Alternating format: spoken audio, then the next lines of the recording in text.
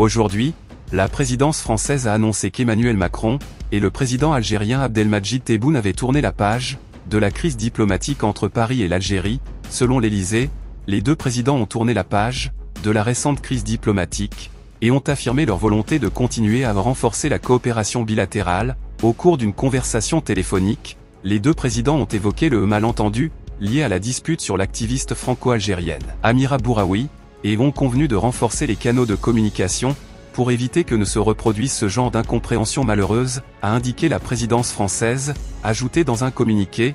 Plus tôt cette semaine, Tebboune a confirmé, dans une interview à la presse, que l'ambassadeur de son pays en France reviendra bientôt à Paris, notant que les relations de son pays avec la France sont vacillantes.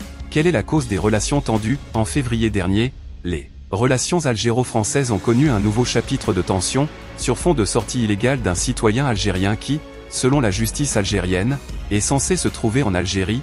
Il s'agit de la célèbre militante algérienne Amira Bouraoui, qui a pu sortir d'Algérie de manière illégale, et s'est dirigée vers la Tunisie avant d'être évacuée vers la France.